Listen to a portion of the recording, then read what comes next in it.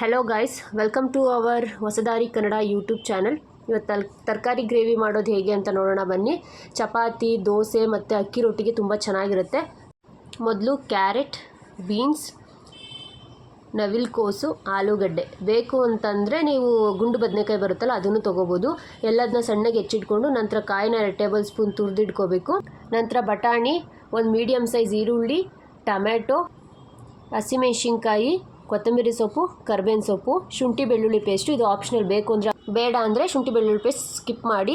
ಆಗಲೇ 2 ಸ್ಪೂನ್ ಕಾಯಿ ತುರ್ಕೊಂಡಿರೋದನ್ನ ನುಣ್ಣಗೆ ಪೇಸ್ಟ್ ಮಾಡ್ಕೋಬೇಕು. ಪೇಸ್ಟ್ ಮಾಡ್ಕೊಂಡಿದ್ದ ನಂತರ ಸ್ಟವ್ ಮೇಲೆ ಕುಕ್ಕರ್ ಇಟ್ಕೊಂಡು ಅದಕ್ಕೆ 2 ಟೇಬಲ್ ಸ್ಪೂನ್ ಆಯಿಲ್ ಹಾಕ್ಕೊಂಡು ಸಾಸಿವೆ, ಕರ್ಬೇವಿನ ಸೊಪ್ಪು, ಹಸಿಮೆಣಸಿನ್ಕಾಯಿ ಇಷ್ಟು ಹಾಕ್ಕೊಂಡು ಫ್ರೈ ಮಾಡ್ಕೊಂಡು ನಂತರ ಈರುಳ್ಳಿ, ಬಟಾಣಿ, ಶುಂಠಿ ಬೆಳ್ಳುಳ್ಳಿ ಪೇಸ್ಟು ಇಷ್ಟನ್ನು ಹಾಕಿ ಹಸಿ ವಾಸನೆ ಹೋಗೋವರೆಗೂ ಚೆನ್ನಾಗಿ ಫ್ರೈ ಮಾಡ್ಕೋಬೇಕು. ಅದಾದಮೇಲೆ ಟೊಮೆಟೊ ಹಾಕಿ, ಒಂದು ಮೀಡಿಯಮ್ ಸೈಜ್ ಟೊಮೆಟೊ ಹೆಚ್ಕೊಂಡಿರ್ತೀರಲ್ವ, ಟೊಮೆಟೊ ಹಾಕಿ ಅದು ಎಣ್ಣೆ ಬಿಡೋವರೆಗೂ ಫ್ರೈ ಮಾಡಿಕೊಂಡು ನಂತರ ಹೆಚ್ಚಿಟ್ಕೊಂಡಿರುವಂಥ ತರಕಾರಿ ಎಲ್ಲ ಹಾಕಬೇಕು.